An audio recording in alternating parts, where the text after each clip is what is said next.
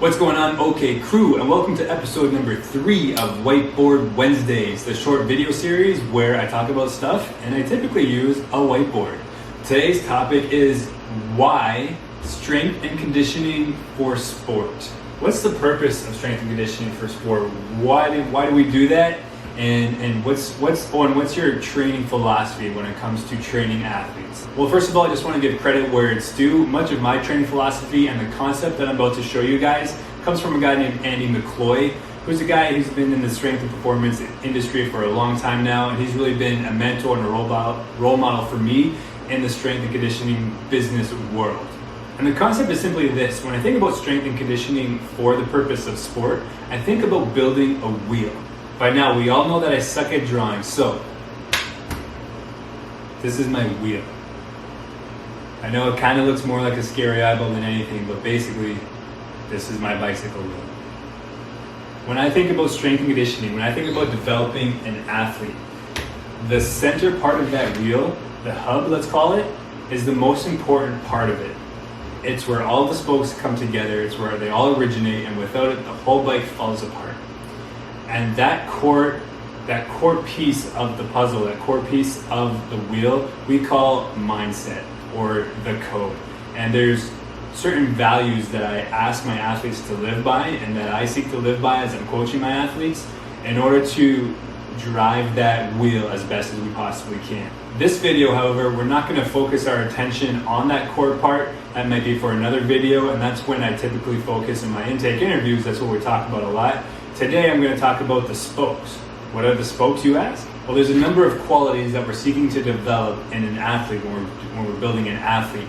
And there's many things from strength, power, linear speed, change of direction, energy systems, mobility, technical and tactical. Probably, let's say, 8 to 10 general spokes that we're seeking to develop. As a strength coach, it's my job, it's my responsibility to develop a balanced and strong wheel. Because if there's any spoke that's missing, or if there's some spokes on this side that are way overdeveloped compared to the other side, you don't have a very well-functioning wheel. It's not going to work the way that it's meant to. It's not going to work as efficiently or as properly or as well as it should be functioning. That simply means that the athlete is not going to be able to perform as well as they could as if they had a well-balanced, full-functioning wheel. Most athletes tend to spend a ton of time on certain spokes while they may be missing some other ones. So for example, the technical and tactical spoke, that's the how to shoot a free throw or how to kick a soccer ball, by far gets the most focus in the sports field, in the sports industry.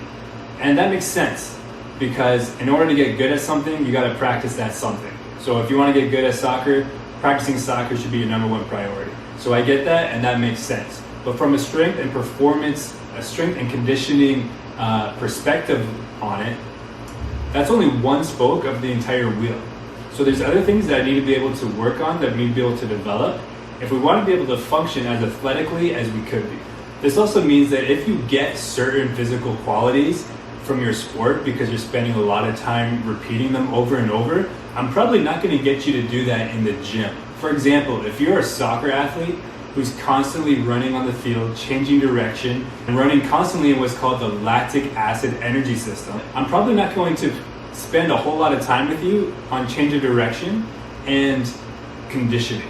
Instead, I will focus on the other spokes, the other qualities that I think are going to get us the most bang for a buck, and really work towards building that overall wheel. Think about it kind of like your sport coach giving you all the tools and the direction needed to become a good specific player, meaning a good specific soccer player or a good basketball player. And the strength and conditioning coach's role is to fill in the gaps. What are the spots that are missing? How can I develop an overall athlete in order to make that wheel function? And so that's kind of why I don't believe in the term sport-specific training.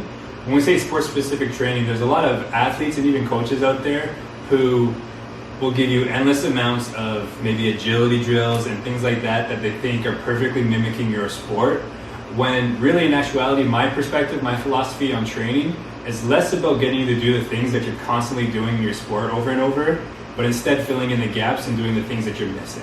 When it's all said and done, this concept should enhance the physical qualities to make a faster, stronger, more athletic athlete. It should help our athletes practice longer and harder, which will in turn make them a better athlete at their sport.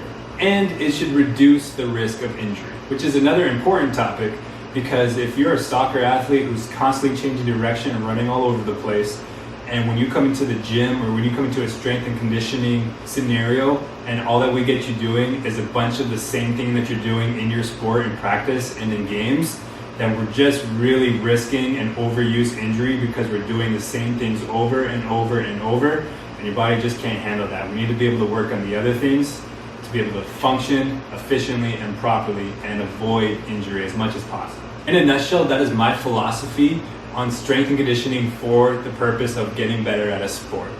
So signing off, this is Owen from OK Fitness. Educate, motivate, dominate. We'll catch you next Wednesday. Oh, and I also just realized that I really didn't use the whiteboard much. So here's a happy face that I drew for you.